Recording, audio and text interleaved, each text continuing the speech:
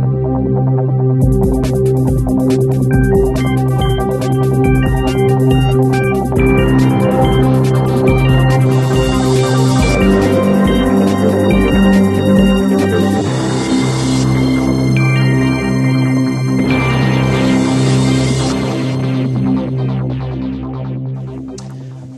and welcome to Accountancy Age TV. Today we have two stories for you from the credit crunch's front line. We're talking about the intensive care units being beefed up at the big banks and also what happened with the bank's audits and whether or not there'll be a review of the audit structure. First we go to Dave. Dave, you've been looking at these banks' intensive care units. What's going on there? These intensive care units are the first port of call when a business gets into trouble. And apparently, from what we hear from the IPs, they're saying that there are a lot more people being hired in these units to actually help out. So obviously people want to actually stave off the threat of insolvency, so they're going to these intensive care units and saying, give us a hand. I mean, these people are usually sort of accountants, recovery professionals, aren't they, at the banks? There are some there, but of course they will have that kind of expertise. And I think it can be taken as a yardstick for the state of at the coalface of British business, really. And if they're getting into trouble, then we could actually see this highly awaited rise in insolvencies that's been coming for a long time, but it's not quite here yet. As one insolvency practitioner said, we're almost at Armageddon, but we're not quite there yet. So I mean, the IPs say they're seeing more of these bright new faces around. But what do the banks say? I mean, saying you're beefing up your distressed debt arm is sort of tantamount to admitting to having bad debts, isn't it? Are they admitting to it? They're keeping their cards pretty close to their chest, but at least Lloyd's TSB were brave enough to tell us that they had actually had been recruiting more people into these units. HBOS sat on the fence and said that there had been no significant increase in headcount. Didn't get much from Barclays, and HSBC said that things were just ticking along as normal, really.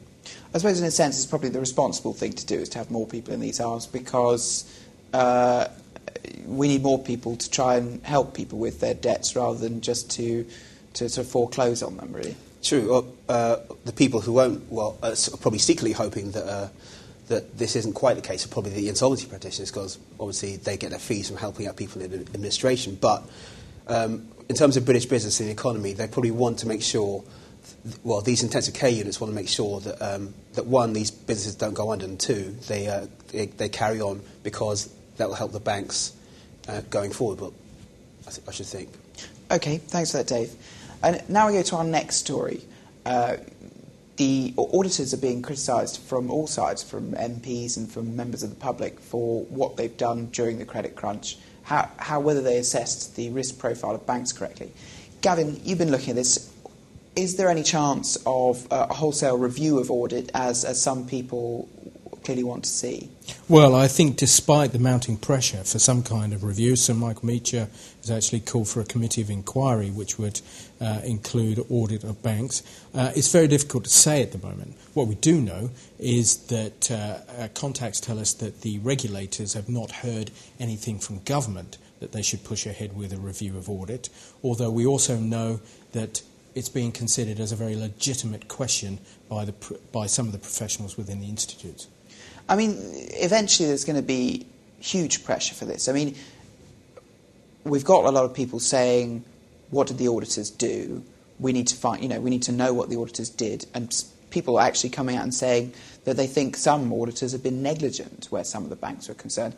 Isn't it better for the industry to come out beforehand and say, let's look at this, let's work out what happened, and let's see if there are any changes we can make? Yes, from a tactical point of view, I think it would be much better for the profession to be very active in this area and do their own review. I am told that it's quite likely that the larger firms might undertake some form of internal review in any case. One thing we should bear in mind is that the very little insight that we do have into bank audit in the public arena comes from UBS, the Swiss bank that had to write down $18 billion in subprime losses. They did their own internal review for shareholders. They published that, but they resisted pointing the finger at their auditor at all and took it all on the chin themselves. They said their own risk control procedures were faulty and that their own business model was somewhat lacking in being able to hold water in this area. So there's a lot of pressure, but there's a lot of pressure based on an assumption that something must be wrong because something has happened to the banks. At the moment, we don't know. The calls that we have heard are quite vague. We don't know a lot of detail about what might be at fault. Yeah. I mean, I suppose there's sort of two issues for auditors as we were writing last week. Was on the one hand, what really happened with these securitizations in the US? So that a lot of these sort of subprime loans went bad. Then secondly, what did auditors do to assess risk models of banks when the crisis developed? I mean, would you get a sense of which of those is sort of uppermost in people's minds at the moment? Or is it just a question of kind of working out really what happened in the credit crunch? I think the UBS example has already given us an example, a pretty good idea of the kind of thought process that were going on when the investments were made. I think one area that may be highlighted is what the auditors do to assess the risk controls within a bank. And I think that potentially could be a very contentious area going forward. And the question will be a very technical one, but to put it simply, do the auditors just assess the processes that the banks have in place, or do they go forward and then actually test the processes? They stress test it in some way by running their own models. It's very difficult to know exactly what the auditors do at the moment, but I suspect that that's an area where the battles will be fought. And of course, I mean, there is already so many things up in the air in terms of banks' standards. I saw Gordon Brown last week re-announcing that there was to be a review of off-balance sheet accounting. He suggested as part of his global plan, which we've known about for months. I mean, presumably all of those things will go before any review of audit. Yes, I think that's quite right. I think there's a lot of ground to cover before we probably get to a review of banking audit. You talked about the review of balance sheets. Of course, the International Accounting Standards Board has had that underway for some time.